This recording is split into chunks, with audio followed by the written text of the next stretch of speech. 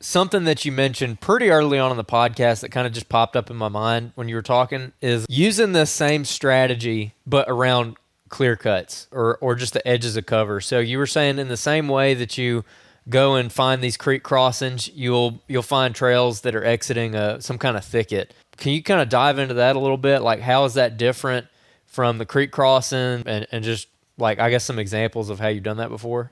Yeah, those edge lines are they're very easy to identify because you'll walk the edge a lot of times. And in a cutover and stuff like that, it's a very defined edge. It's not like kind of like you might have thicket and then like where the sunlight hit, there'll be kind of a bunch of saplings and then it'll drop into the hardwoods. It'll be hard, especially those like 3-year-old clear cuts. It'll be hardwoods right up to the edge, and it's almost like a dang fence that runs down the side of it.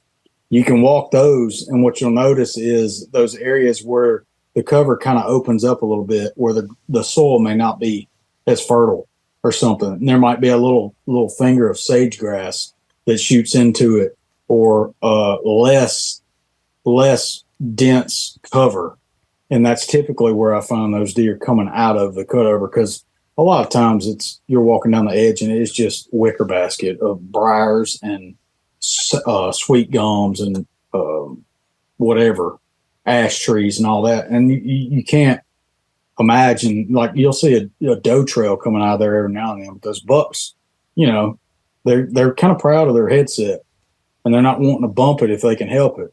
That's why you don't see a whole lot of deer with acorn points. Most of them will have pretty good tines on them.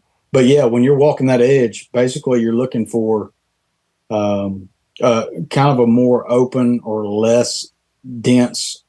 What do you call it? The basal rate? Basal area? Yeah, less trees coming out of the ground in an area.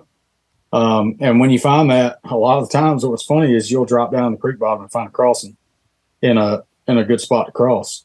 But like I said, that's in your more narrow bottoms. Those wider bottoms that like they'll filter through a lot and do all kind of crazy stuff.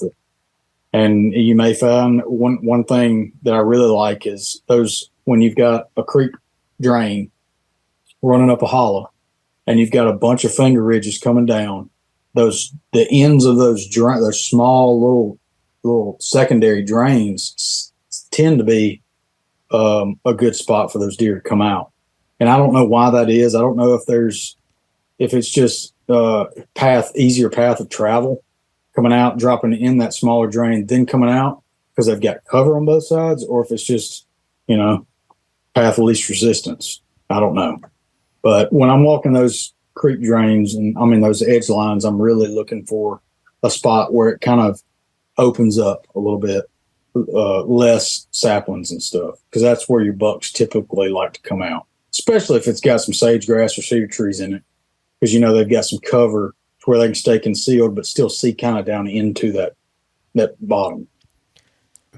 Interesting. Okay. How do you mitigate your scent in an area like that? So you're talking about walking in the creek. You have the advantage of you're walking in the water and you're kind of staying low down in that little creek drainage. But if you're just walking an edge of a clear cut or something like that, there's really no good way to mitigate your scent, right? So do you change anything up on account of that? Yeah, I'm not walking those. I'm walking those edges like now. I'm not doing that in season. Now, if you're going to do that in season because you want to do a little spot check real quick, that's one thing. But I wouldn't advise doing that in season if you're going in to hunt, because you're going to blow everything you pass behind you. And it's one thing, if you're doing everything right, you're never going to mitigate your scent completely. I don't even do any kind of scent control or anything. I've got an A-frame kind of carport on the side of my house. I just leave my hunting clothes hanging out there all year long or all season long and just let them air out or whatever. But I'm not spraying down. I'm not washing my clothes. I'm not doing any of that crap. And I'm just playing the wind as I hunt. When I'm walking those edges is like right now, and I'm identifying potential spots where they could exit the cover.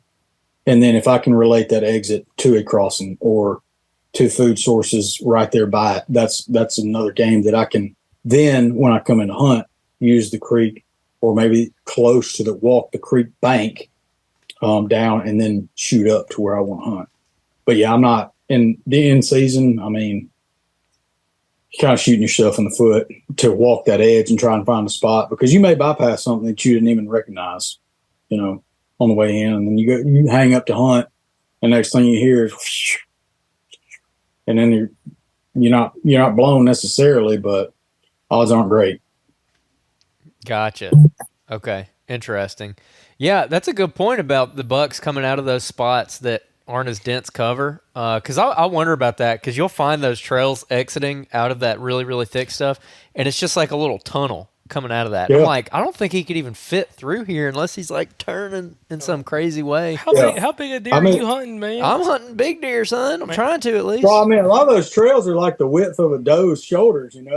They're just snaking through. And I've seen bucks, come through like this, and I've seen bucks tear out through a thicket they'll just throw their head back and their nose up to the sky and just haul out, and that stuff will just kind of fly off of them. But when they're coming out of cover relaxed, they're generally not going to come out if they don't have to in a spot like this.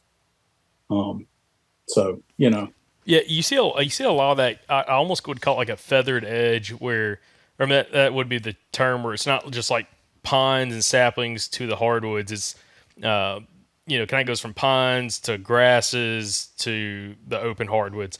And you see a lot of that in the corners of clear cuts, more so than down like a straight edge, especially if there's not a lot of sunlight hitting it, or if the ground's like typically where I find like what you're talking about, like the poor soil. It's like really rocky ground right there on the edge of the cut. And it almost like you said, it'd be like a band. It might be like also sometimes where they put a logging road in when they actually cut that place.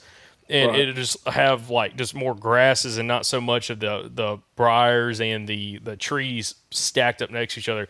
And it'll just come like right out of the hardwoods going up into that clear cut. And typically if you find something like that, it's like you'll find a scrape a lot of times from like the past season right there. Like right where it meets the hardwoods, there's going to be a scrape right in that spot. Which kind of shows that that's one of their point of travels at different times of the season, coming in and out of that less thick area through really an impenetrable area. That makes it really hard to hunt, but again, the deer use it very, very effectively. And there's also food in there. I mean, there's all kinds of browse up until those pines really get shaded out.